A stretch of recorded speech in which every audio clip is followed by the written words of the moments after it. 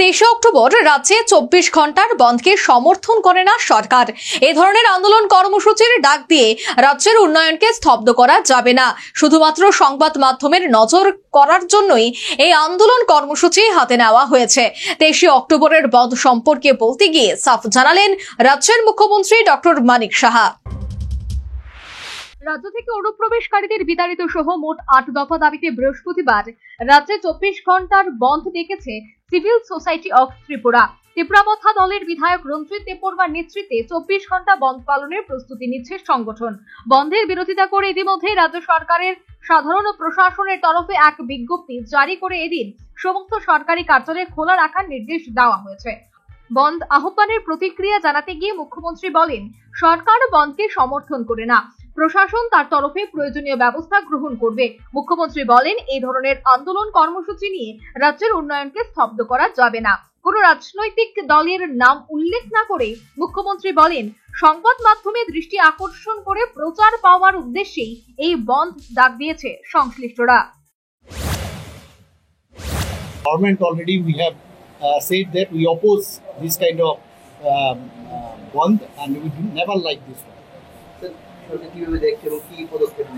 না না, এটা তো যেটা একটা এনজিও থেকে করেছে, কে করেছে তার পেছনে কে সব জানে, কিন্তু এইভাবে করে তো স্তব্ধ করা যাবে না, উন্নয়নকে স্তব্ধ করা যাবে না, এতটুকু আমি বলতে পারি। তো এইভাবে করে একটা মানে মিডিয়ার একটা অ্যাট্রাকশন নেওয়ার কাজ আর কিছু না, এটা মানে এমন একটা পরিস্থিতি করি যাতে করে এটা একটা মানে সমস্ত ভারতবর্ষের মধ্যে একটা নিউজ যাক যে এখানে এই হচ্ছে সেই হচ্ছে, কিন্তু everybody news what is what. এদিকে বৃহস্পতিবারের এই বন্ধ নিয়ে আহ্বায়ক রঞ্জিত দেববর্মা জানান, সারা রাজ্যে মোট 45টি স্থানে পিকেটিং করবে সংগঠন। এদিন রঞ্জিত দেববর্মা নিজে জিরানিয়া মহকুমা, সাধু চন্দ্রপাড়া, মাধববাড়ি এলাকা সহ আগরতলায় পিকেটিং এর জায়গাগুলি পরিদর্শন করে জানান, শুধুমাত্র আগরতলাতেই 3টি স্থানে পিকেটিং এর বসার পরিকল্পনা করা হয়েছে। আগরতলার উত্তর গেট, সার্কিট হাউস এবং মহাকরণের প্রবেশ পথেই পিকেটিং এ বসবে সংগঠনের সদস্যরা। আমরা ওই পিকেটিং করার জন্য আমি এই এখন কিছুক্ষণ আগে আমি বড়মুড়া, যেটা সাধুপাড়া বলে চম্পকনগর, সেখানে গিয়ে ভিজিট করেছি এবং মাধব চমুনিতেও আমি গেছি, আগরতলা উত্তর গেটেও আমি দেখেছি।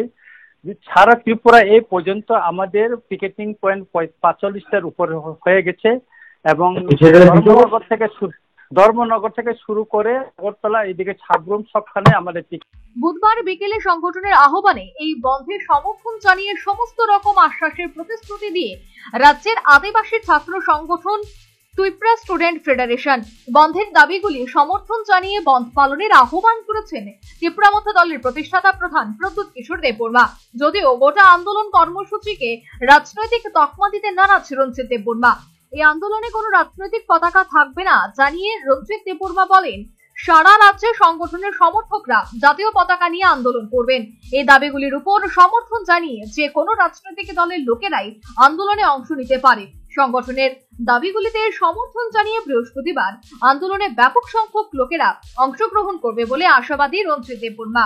সিভিল সোসাইটি থেকে আসবে, এখানে পার্টির কোনো সিম্বল বা কোনো ফ্ল্যাগ থাকবে না, ন্যাশনাল ফ্ল্যাগ থাকবে এবং ন্যাশনাল ফ্ল্যাগ নিয়ে সর্বত্র সারা ত্রিপুরায় সেখানে করবে। যারা আসতে চায় যে কোনো পার্টির আসতে পারে, কথা বলে না, কংগ্রেস থেকে আসুক, বিজেপি থেকে আসুক, আইপিএফটি থেকে আসুক, তবে প্রচুর সংখ্যক লোক বিভিন্ন রাজনৈতিক দলের আইপিএফটি, বিজেপি এবং কংগ্রেস থেকে বিভিন্ন ত্রিপুরাসারা আগামীকাল কালকের ধর্মঘটে বা হরতালে যোগদান করবে বলে আমরা আশা করছি। আর রিপোর্ট নিউজ ভ্যানগার্ড।